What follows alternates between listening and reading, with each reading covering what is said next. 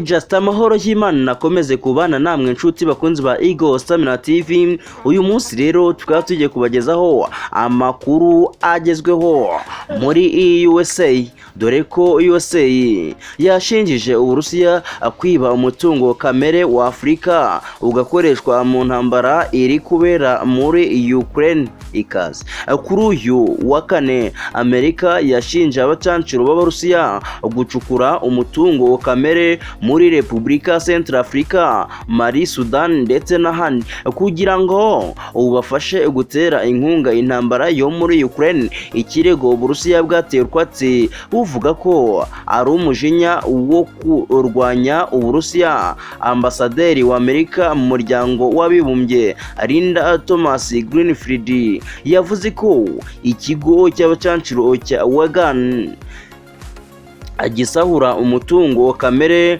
ukoreshwa mu gutera inkunga intambara muri Afrika uburasirazuba bwo hagati ndetse no muri Ukraine.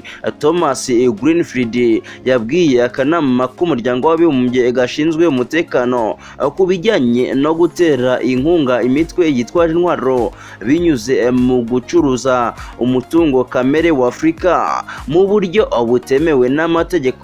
Ati ntukibeshye ndetse ntubeshe n'abantu hirya no hino. Abantu hirya no hino muri Afrika bari kwishyura igiciro kinini kubera ibikorwa by'ubujura bya Wagan Group hamwe n'ihohoterwa ry'uburenganzira bwa muntu. Wagan Group ikoresha abahoze mu ngabo z'Uburusiya yarwaniye muri Libya, Syria, Repubulika Centrafrica, Mali no mu bindi bihugu.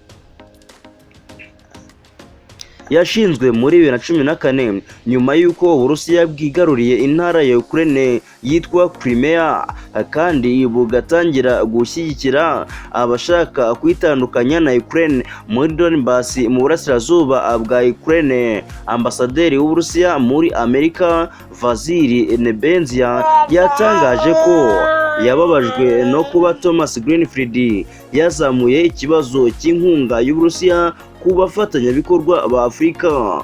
Nebenzia yagize ati ibi bigaragaza imigambi yabo n'intego zabo z'ibyo bakeneye mu by'ukuri mu bihugu bya Afrika.